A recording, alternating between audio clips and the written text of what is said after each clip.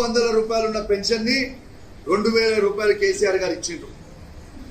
వికలాంగులకి 500 రూపాయల వికలాంగుల పెన్షన్ నుంచి కేసీఆర్ గారు 4000 రూపాయల వరకు ఇచ్చారు. మరి నేను ఈ 44,000 మంది ఉన్న వాళ్ళందరికీ కూడా పెన్షన్ 2000 ఉన్న పెన్షన్ ని 4000 చేస్తామన్నారు.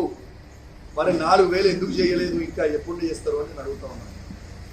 వికలాంగులకి 4000 ఉన్న పెన్షన్ 6000 రూపాయలు చేస్తామన్నారు. ఎప్పుడు చేస్తారు 6000? ఈ హుజరాబాద్ నియోజకవర్గంలో 44 వికలాంగుల పెన్షన్ ఉన్నాయి. 9000 ఉన్న వికలాంగులకి కార్యకర్తలు అదే అడిగిపోతుంది. ఎందుకంటే మా జెండా మోసారు కదా బ్రదర్, 20 ఏళ్ళు మాకు కూడా ప్రేమ ఉంటుంది మా కార్యకర్తల మీద. రమణ మా 20 ఏళ్ళు మా కేసీఆర్ గారు జెండా మోసినప్పుడు మాకు కూడా ప్రేమ ఉంటుంది కదా వాళ్ళు. రమ్మని చెప్తున్నాం. ఏదో ఆనాడు ఏదో జరిగిపోయింది ఫ్లూ, కానీ ఉన్న 2023లో అదే హుజరాబాద్లో మళ్ళీ నేను ఓడగొట్టినా. ఇంత యాంటీ వేవ్లు ఏదో ఉట్టిగా 500 వేలతో గెలవలేగా, 17,000తో ఓడగొట్టినా. ఏం కావాలో దానికంటే పెద్ద ఆన్సర్ కాదు. 2023 వరకు ఏ ఎలక్షన్ పెట్టినా, జనరల్ ఎలక్షన్ పెట్టినా ఇక టీఆర్ఎస్ ఓడిపోలే. ఒక్క ఎలక్షన్ పోతే పోవచ్చు, కానీ కేసీఆర్ గారికి ఈటల రాజేందర్ గారికి ఉన్న డిఫరెన్స్ చెప్తాను. కేసీఆర్ గారిని ఓడగొట్టిన హుజరాబాద్ ప్రజల మీద ఏనాడు కేసీఆర్ గారు కోపం తీర్చుకోలేదు. హుజరాబాద్లో ఈయన మోసం చేసిపోయినా మళ్ళీ మనల్ని ఎమ్మెల్సీ చేసి తిప్పిండు, అన్ని అభివృద్ధి కార్యక్రమాలు చేసి. కానీ ఈయన 2021లో బీజేపీ శాసనసభ్యునిగా గెలిచి కనీసము 2 సంవత్సరాలు అసలు హుజరాబాద్ ముఖం చూడలేదు. మళ్ళా ఓడగొట్టినాక కూడా కనీసం హుజరాబాద్ ముఖం చూడలేదు. మల్కాజిరికి వెళ్ళిపోయి పోటీ చేసి. కేసీఆర్ గారికి ఈటల రాజేందర్ గారికి ఉన్న డిఫరెన్స్ అదే. మా కేసీఆర్ గారిని అన్నాడు బీసీ భవనాలు ఆయన కట్టిండారే. బీసీ భవనాలు ఎవరు కట్టిరు? బీసీ భవనాలు బాజాబ్తు కేసీఆర్ కట్టిండు. బాజాబ్తు ఆయన కట్టినా, నేను కట్టినా, కేసీఆర్ కట్టలే అని చెప్తే ఏందన్నాడు. మా కార్యకర్తలను ఎట్లా దిగుతాడు? మా కార్యకర్తలను ఆయన ప్రెస్ మీట్ పెట్టుకొని మా బీఆర్ఎస్ పార్టీ కార్యకర్తలను ఆయన ఎట్లా దిగుతాడు? అమ్ముడు పోయింది ఎవరు? అమ్ముడు పోయింది ఈటల రాజేందర్ గారు. ఇక్కడ ఉన్న బీఆర్ఎస్ పార్టీ కార్యకర్తలు కాదు. ఆనాడు ఈయన సంపాదించిన అక్రమ సొమ్ముని కాపాడుకోవడానికి బీజేపీ పార్టీకి 200 కోట్ల రూపాయలు ఈయనకు ఆఫర్ ఇస్తే ఈయన తీసుకొని పోయి బై ఎలక్షన్ అయినా జాయిన్ అయ్యిండు. వల్ల అమ్ముడు పోయింది ఈటల రాజేందర్, ఇక్కడ ఉన్న కార్యకర్తలు కాదు. ఇక్కడ ఉన్న కార్యకర్తలు వాళ్ళు గెలిచింది బీఆర్ఎస్ పార్టీలో కేసీఆర్ గారి బొమ్మ మీద. బీఆర్ఎస్ పార్టీతోనే ఉన్నాడు, బీఆర్ఎస్ పార్టీని ఉన్నాడు, బీఆర్ఎస్ పార్టీని ఉన్నాడు, అమ్ముడు పోతుందా? బీఆర్ఎస్ పార్టీ బీఫామ్ మీద గెలిచినాడు, బీఆర్ఎస్ పార్టీని ఉంటే అమ్ముడు పోతుందా? అదే ముచ్చట. పార్టీ మారి అమ్ముడు పోయింది నువ్వు సంపాదించిన వేలాది కోట్ల రూపాయలని నీ అక్రమ సొమ్ముని కాపాడుకోవడానికి నువ్వు ఆ రోజు బీజేపీలో షెల్టర్ లెక్క నువ్వు పోయి కాపాడుకున్నావు. కానీ ఇంకోటి కూడా చెప్తున్నాను, నాకు సంబంధం లేని సబ్జెక్ట్, కానీ బట్ ఇంకో కామెంట్ కూడా చేస్తున్నాను. ఈటల రాజేందర్ ఉంటే ఎక్కడ ఉంటాడో శని ఉంటుందా? కాంగ్రెస్ పార్టీని బీఆర్ఎస్ పార్టీలు ఈడుండి ఈడ మోసం చేసే ప్రయత్నం చేసి, అసలు బీజేపీ పార్టీలో నేను ఈడే ఆడైతే నాకు తెలిసిన ఉన్నంత వరకు గ్రూప్స్ అనేది నేనైతే ఎన్నడూ ఇల్లే. ఆడ కూడా స్ప్లిట్ చేసి పడుతుంది చెయ్య అనేది నా పరిధిలో లేని అంశం. అది మా నాయకుడు కేసీఆర్ గారు, కేటీఆర్ గారు, హరీష్ రావు గారు డిసిషన్ తీసుకోవాల్సిన అంశం నా చేతులు లేదు. ఒకటి. రెండోది, గేట్స్ ఓపెన్ అని నా పరిధిలో ఏం వర్క్ ఉందంటే, నా పరిధి స్థాయి ఏంటంటే సినా నన్ను అడిగిన క్వశ్చన్ మంచిగా, నా పరిధి స్థాయి ఏంది? నా నియోజకవర్గం నా పరిధి. నేను ఒక శాసనసభ్యుడు. పాపం మా టీఆర్ఎస్ పార్టీ జెండా కేసీఆర్ గారి మీద ప్రేమ ఆ టీఆర్ఎస్ కార్యకర్తలకు పోయిన వాళ్ళకు ఉన్నది. అప్పుడు ఈటల రాజేందర్ గారు వాళ్ళని మోసం చేసి మబ్బ పెట్టి అప్పుడు బీజేపీలో తీసుకుపోయారు.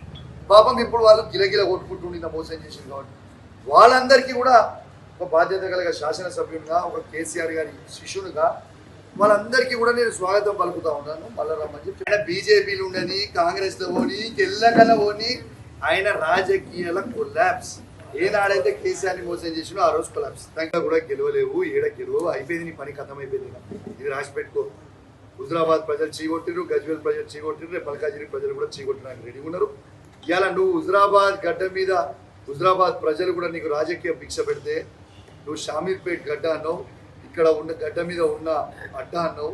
ఇవాళ ప్రజలు మొత్తం కూడా మా హుజరాబాద్ నియోజకవర్గంలో ఉన్న 2,50,000 మంది ఓటర్లు ప్రతి ఒక్కరు కూడా ఈ మాటని మీరు గమనించాలి.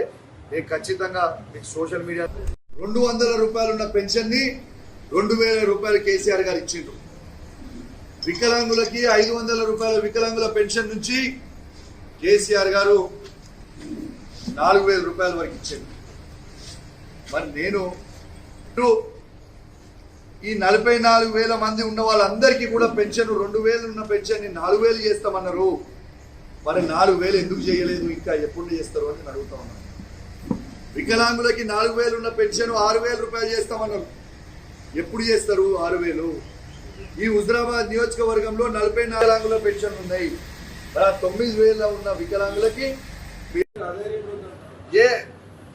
మా టీఆర్ఎస్ కార్యకర్తల వరకు అదే పడుతుంది. ఎందుకంటే మా జెండా మోసారు కదా బ్రదర్, 20 ఏళ్ళు మాకు కూడా ప్రేమ ఉంటుంది కదా మా కార్యకర్తల మీద. రమణ మా 20 ఏళ్ళు మా కేసీఆర్ గారు జెండా మోసినప్పుడు మాకు కూడా ప్రేమ ఉంటుంది కదా వాళ్ళు.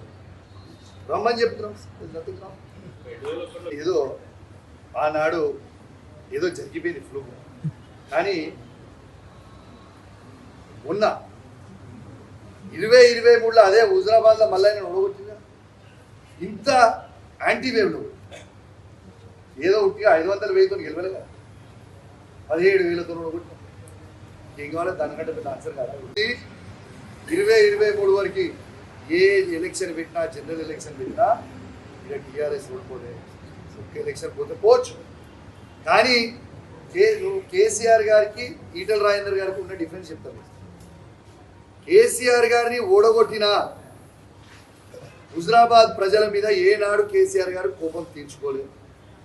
హుజరాబాద్లో ఈయన మోసం చేసిపోయినా మళ్ళీ మనల్ని ఎమ్మెల్సీ చేసి తిప్పిండు, అన్ని అభివృద్ధి కార్యక్రమాలు చేసి.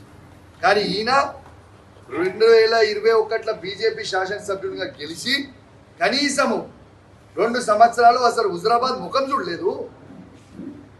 మళ్ళా ఓడగొట్టినాక కూడా కనీసం హుజరాబాద్ ముఖం చూడలేదు. మల్కాజిరికి వెళ్ళిపోయింది పోటీ చేసి.